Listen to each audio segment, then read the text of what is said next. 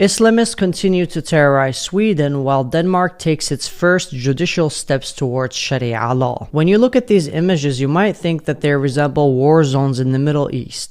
And you're not wrong. These are religious Middle Eastern wars that are being carried out at the heart of Scandinavia and are being waged against European ideals of freedom of speech, democracy, and secularism. A study conducted by the Danish Ministry of Justice in 2020 showed that around 76% of migrants from Muslim countries want to ban all forms of criticism towards Islam. Not only banning burning the Quran, but any kind of criticism of Islam. Another study by Doku revealed that 30 out of 31 mosques in Sweden want to also do the same thing, ban any form of criticism against Islam. Islamists do not just want to stop the burning of the Quran, they want to ban any criticism of the Quran, may it be calling the book stupid or calling the Prophet a pedophile, whatever. Any kind of exercise freedom of speech that is critical of that religion and ideology could get you put in prison. It's even become common practice for Islamists in Sweden to set houses, cars, and neighborhoods on fire,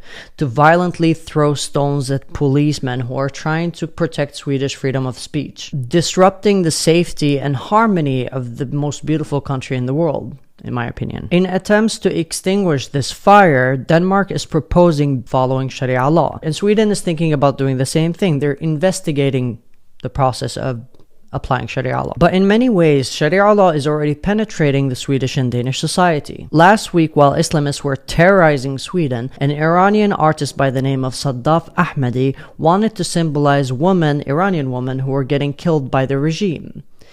And they said, no, that is offensive because it will hurt Muslims' feelings. At the first that I heard that it's going to be cancelled, there is no way to talk about this.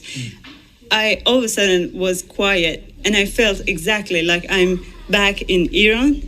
I am sitting with a person from Islamic regime and they are telling me, you can't do what you want to do. Think of Lars Vilks, the Swedish artist who was forced into hiding for the rest of his life until he died for drawing Prophet Muhammad. Or Samuel Paty, the teacher in France who was murdered for showing drawings of Prophet Muhammad to his students. The Danish newspaper that had cartoons of Prophet Muhammad, Charlie Hebdo, you know where I'm going. This is clearly not about burning the Quran. This is about succumbing to Prophet Muhammad and his teachings.